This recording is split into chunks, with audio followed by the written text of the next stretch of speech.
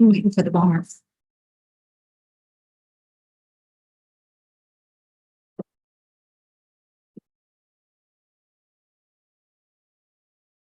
Really? Well, good afternoon. Thanks so much for joining us today. I'm Michelle Nichol, serving as the president of the Madison Metropolitan School District Board of Education. We wanted to take a moment to really reflect on our search process to date and acknowledge the ways in which our community has come out to really engage in the process, which is something that we've really been excited about. Although we have not yet made a decision on who our next superintendent is, we wanted to reaffirm the process that we committed to and carried out over the last 8 months. As a board, we established a shared purpose early on in this search process to really lead a transparent process, a process that was accessible and guided by the input of our greater Madison community. And we also wanted to design a process that would mitigate bias every step of the way. So we are very appreciative of the way that our community has shown up at every stage of this process by attending focus groups, participating in our surveys, and ultimately serving as interviewers of our finalists. In our finalist process alone, we put out an open call to the community to apply or nominate someone to serve on an interview panel. And we received over 300 nominations, and just shy of 100 people were selected and sat at the table with each of our finalists to ask their toughest questions, and our candidates shared themselves with our community in really meaningful ways as a result of that.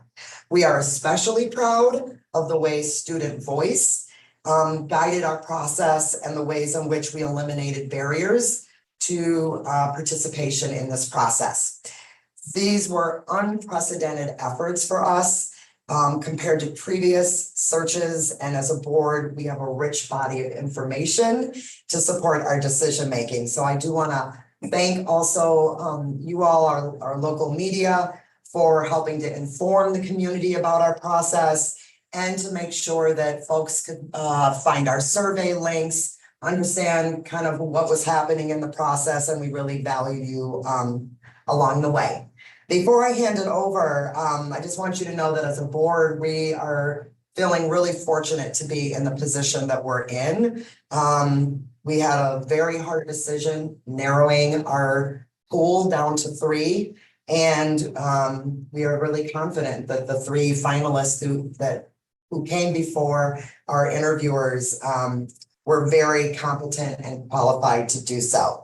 We're really excited about what this means for the future of the Madison School District. And our schedule is to announce our next superintendent no later than early March.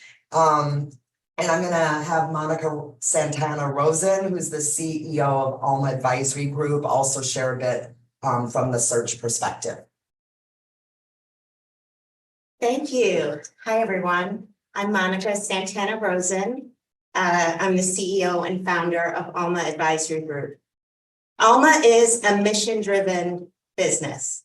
It's an honor for us to support the community of Madison Metropolitan School District in the search for your next superintendent. We know that this role will lead you into the district's next chapter, and our role as facilitator and advisor throughout this process is one we take very seriously. We wanted to applaud the work of the board at every stage of this process. They centered their work on community voice and ensured that this process was accessible to everyone. They stayed grounded in the competencies required for the role and worked to mitigate bias at every stage of the process. In the end, they successfully identified 3 outstanding finalists for the role. Each one of the finalists demonstrated the ability to lead innovative practices, to further the implementation work that the district has been spearheading for years, and to address the challenges that students, parents, staff, and community care about most. The board now has the difficult task of reviewing the feedback from nearly 100 panelists who thoughtfully planned and then sat at the table with each of the three candidates. The board will take in the fullness of information of each candidate, looking at the totality of their careers, their accomplishments, and their challenges, their lessons learned, and the visions that each one of them shared for this district. And it's with all of this information that the board will make their selection for the next superintendent of Madison Metropolitan School District. So I'm going to hand it back over to the president to see if we have any questions from the press. I think we'll just kind of start from left right over. If you guys have any questions off the top of your head, or you can circle back. Yeah, hi, Abby from the Wisconsin State Journal. So the board is meeting in closed session this afternoon, and I'm curious if the board will decide to vote on their selection during this meeting. Well, as Monica just said, we have a lot of feedback to go through from each of the interview panels. We also have been receiving lots of emails, watching other letters to the editor, like all of the information that's coming in. And so we will definitely be deliberating tonight, but can't say for sure that we will vote. Thank you.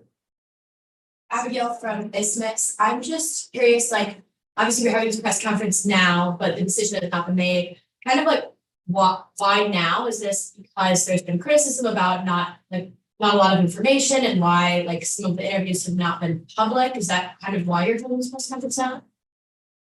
Yeah, I think one of the reasons that we decided to hold a press conference today is that we wanted to kind of circle back and try to bring the process back in front of everyone. If you were selected to be on one of the interview panels, what I saw as I met with folks who had that experience, they really appreciated being able to hear from each of the finalists directly and came to have an understanding about the competencies and the qualities of those finalists. And even though we live streamed our student interview panel and we live streamed the parent caregiver panel, we know that not everybody watched those live streams. And so this is just a way of coming back to say, even if you were not able to be part of the process earlier, we want to come back and really reflect on the integrity of this process and try to close the loop on anything that might have been misunderstood or not known. Lila with WMTV. Can you just reiterate one more time the qualities that you're looking for and kind of what it means to be student-centered and what that ultimately means for you guys down the road and why you're looking for that? Yes, so we were really looking for candidates that we took a lot of things into consideration, but we were looking for candidates who had just kind of a total career, a body of work in their career that demonstrated that they had made tough decisions in service of student learning, student well-being, could speak to that in very tangible ways. We were looking for candidates who could also talk about some of the work they may have done with the science of reading or early literacy, also had strong alignment with our district around our values for helping to graduate our students college, career, and community ready. And we also were looking for candidates who had some demonstrated leadership and a track record on the operational side, so could speak very tangibly around budget, human resources, retention of staff, hiring of staff, as well as if they had had any previous community experience with a referenda. And so there were a lot of things that we were taking into consideration, but we were also thinking about where has our district been most recently? Where do we think we need to stay the course? And who has some demonstrated experience in those areas?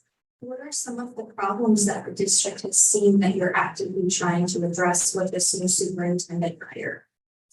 Yeah, I mean, I think that what we will want the next superintendent is to really come in and understand the investments that this district has already made. And so wanting a leader to come in who can cast a vision around staying the course, providing stability. And then also helping us really stay student-centered, like, we're still in those early years coming out of the pandemic. I think districts around the country have faced many challenges, and we know that we're still not where we want to be. And so I think we're also looking for a superintendent who has a clear and compelling vision for what's right for our students and what it's going to take for us to get there. So those are some of the more immediate things I can think of. There was, at one point, the timeline said late February, now we're here today, early March. Is there a reason maybe it was thought that finding a candidate or person would be easier than maybe has been found in this process now? Because the deadline now has been pushed back and people are starting to really wonder, when are we gonna get a superintendent? Well, if we look at the calendar,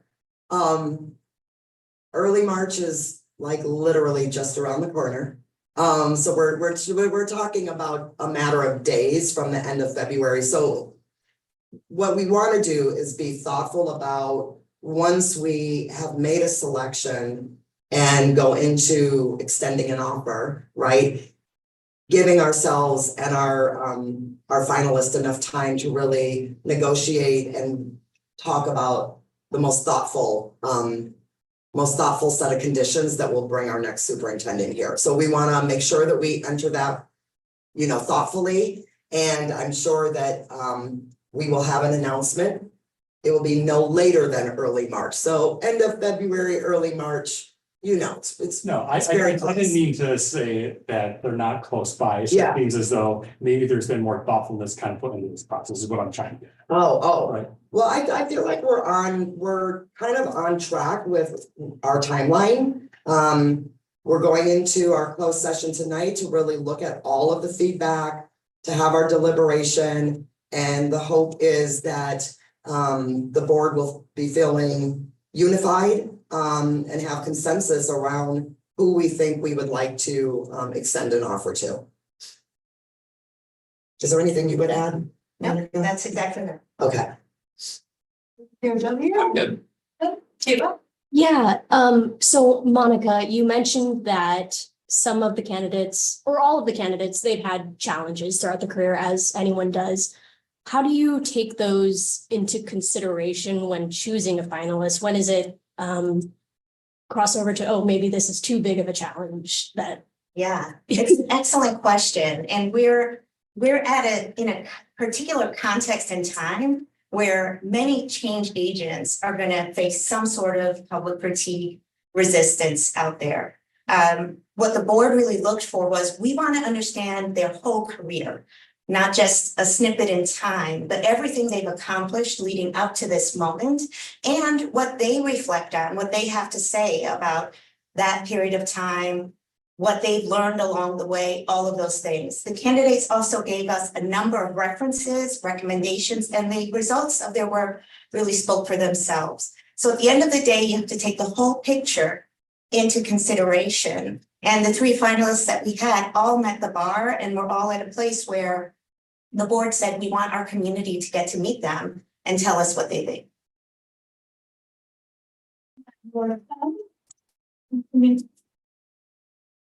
Does anyone else have any follow-up questions?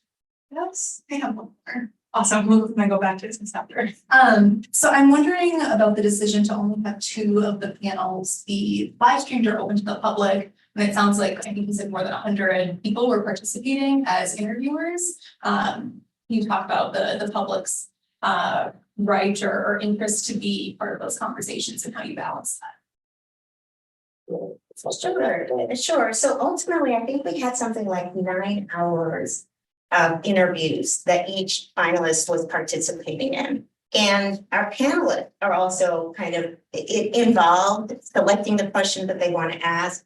In the end, we felt it was better to prioritize the conversations that were going to bring the best information to the broader community. We really wanted to hear what the students had to ask the candidates and how each of them were going to respond. Our students are always the toughest interviewers. You can't really predict what questions they're going to ask.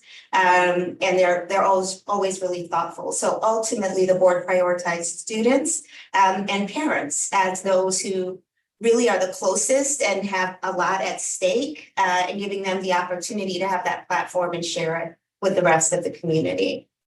So that was really the basis of that decision. I wanted to ask a follow-up to Kayla's question about just some concerns that have come up about the candidates, specifically Chowdhury, with kind of a lot of negative feedback from past jobs. So can you kind of assure us about what the vetting process looks like and why someone like that made it in the top three? All right, sure. Yeah, it's understandable for anyone to be concerned about a candidate based on recent and negative media.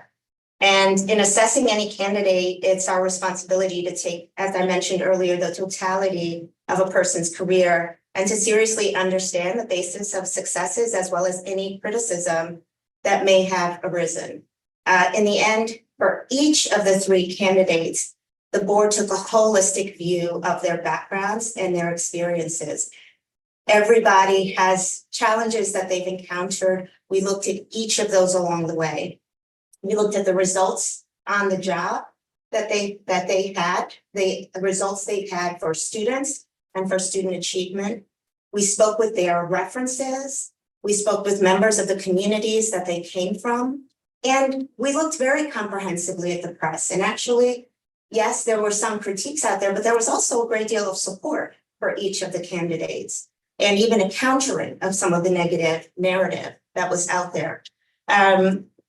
At the end of the day, though, the board had to sit down with each candidate and ask their own questions, and the community had the opportunity to ask their own questions. And so you're really looking at the whole puzzle, not just what shows up in the media, but all of these other aspects. And everything at the end of the day grounded in competencies. Do the candidates have the skill sets required for the job? And each of these candidates did, which is why they came before the community. Is there anything that you think has been missing or overlooked in terms of news coverage of this process? Or have you all been doing a really great job?